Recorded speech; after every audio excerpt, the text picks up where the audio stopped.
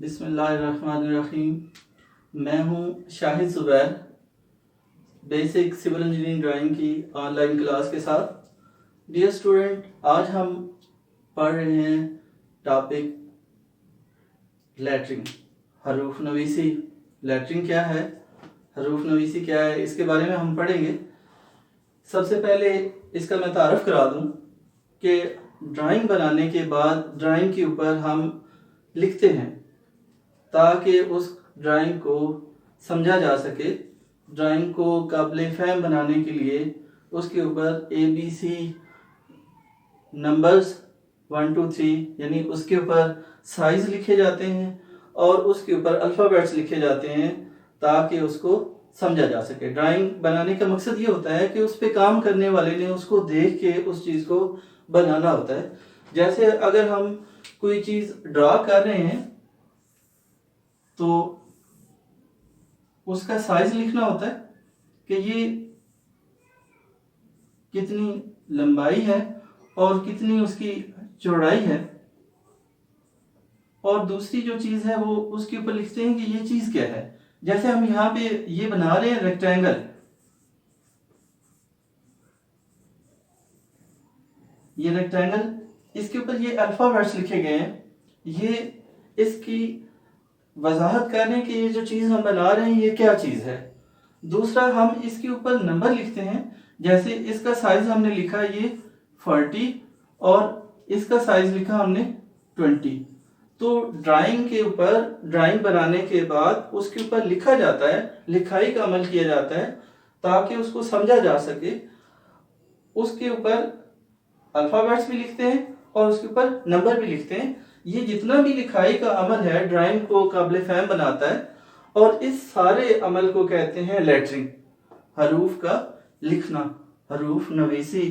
हरूफ नवीसी की अहमियत की बात करते हैं। हरूफ नवीसी क्या है, क्यों इसको किया जाता है। तो हरूफ नवीसी असल में ड्राइंग को काबिल फ़हम बनाती है। अगर हरूफ नवीसी ना हो, हरूफ ना लिखे जाएं, ये चीज़ ना लिखी जाए, इसको इसके ऊपर ऐड ना किया जाए, तो ड्राइंग बनाने का मकसद ख़त्म हो जाता है।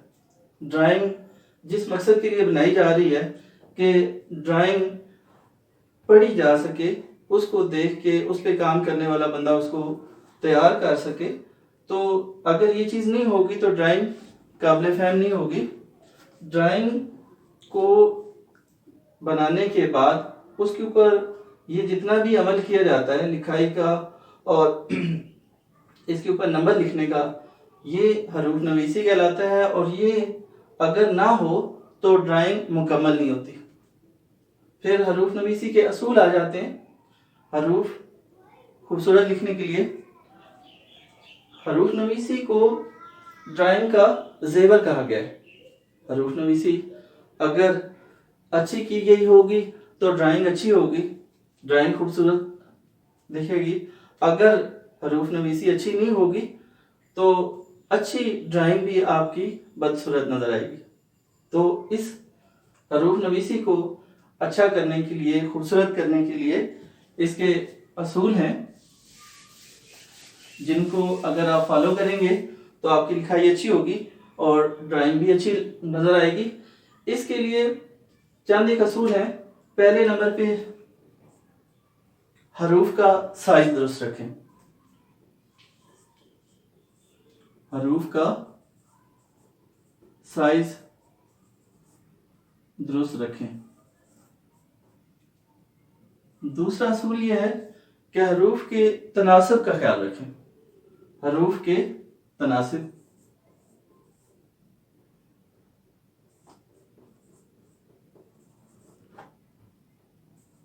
हरूफ का तनासिब क्या है कि जो हरूफ छोटे हैं वो छोटे नज़र आए और जो हरूफ बड़े लिख रहे हैं वो बड़े नज़र आए। कैसे? जैसे आप लिख रहे हैं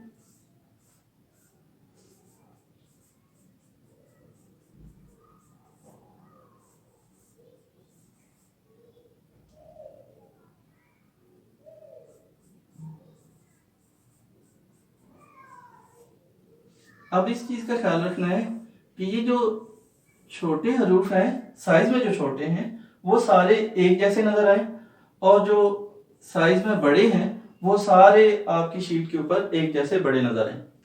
ये है हरूफ का तनासब। फिर तीसरे नंबर पे जो असूल है कि पेंसिल को घिसाकर गोल कर लें। पेंसिल का जो पॉइंट है, जब आप पेंसिल तराशते हैं, शार्प करते हैं, तो उसकी जो टिप है, नोक जो है, ये आप बिल्कुल देखते हैं कि सुई की तरह बन जाती है।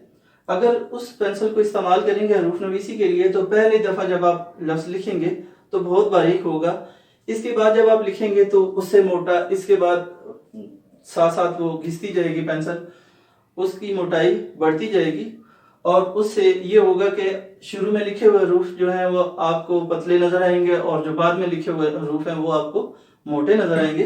तो वो लिखाई आपकी दिखाई अच्छी, दिखने में अच्छी नहीं नजर आएगी।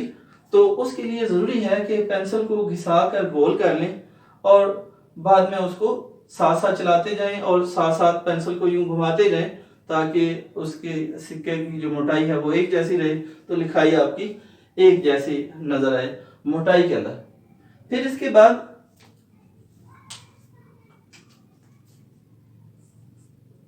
चौथा असूल याद रखें कि एच पेंसिल और एच बी पेंसिल, ये पेंसिल के ग्रेड होते हैं, उस पेंसिल की बैक साइड पे लिखे होते हैं। तो इस चीज का ख्याल रखें कि एच पेंसिल और एच बी पेंसिल आप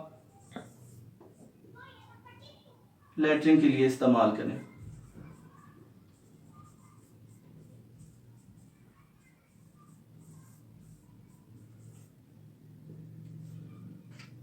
ये है असूल हरूफ नवीसी के। अगर इनका ख्याल रखेंगे तो आपकी लिखाई अच्छी नजर आएगी, खूबसूरत नजर आएगी। फिर आगे चलते हैं हरूफ नवीसी के टाइप्स पे। हरूफ नवीसी की दो टाइप्स हैं, दो इसकी इकसाम हैं।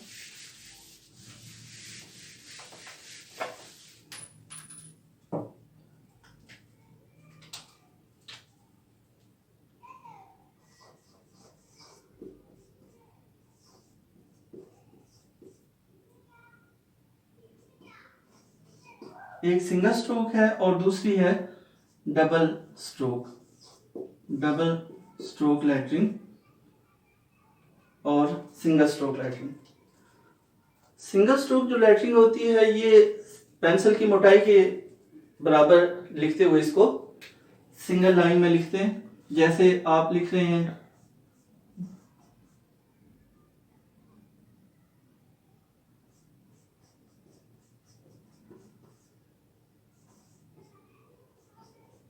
नवीद अहमद लिख रहे हैं, ये पेंसिल की मोटाई में आपने इसको लिखा, ये सिंगल स्ट्रोक है। इसी तरह अगर आप इसको दोहरी लाइन में लिखते हैं,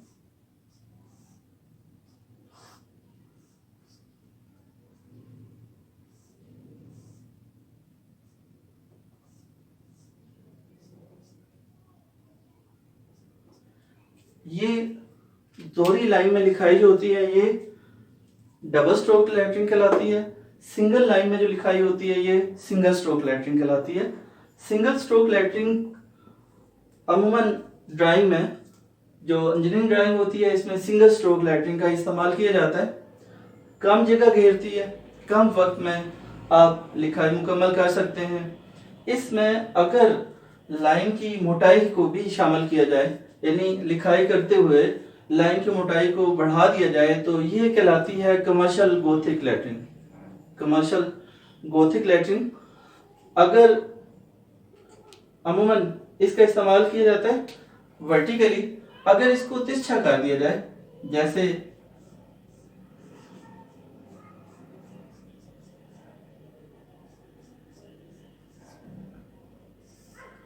इसको, ये देखें एंगल है 67.5 डिग्री का।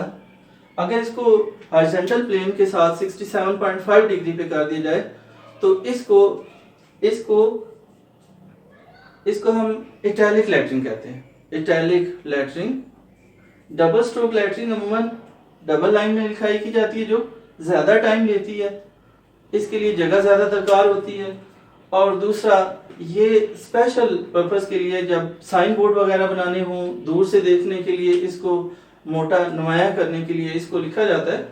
तो ड्राइंग में इसका इस्तेमाल उन्वान दर्ज करने की हद तक है, इसके अलावा ड्राइंग शीट के ऊपर इसका इस्तेमाल नहीं किया जाता। ये है इसकी इकसाम। आगे चल के नेक्स्ट टॉपिक हम पढ़ेंगे अगली क्लास में, अगले लेक्चर में इंशाल्लाह आपसे मुलाकात होगी। उम्मीद है आपको ये जो चीज़ें हैं ये समझ आई होंगी। आप इन असूलों को फॉलो करेंगे तो आपकी लिखाई आप बेहतर कर सकेंगे। इंशाल्लाह नेक्स्ट मुलाकात होगी। अल्लाह हाफिज़।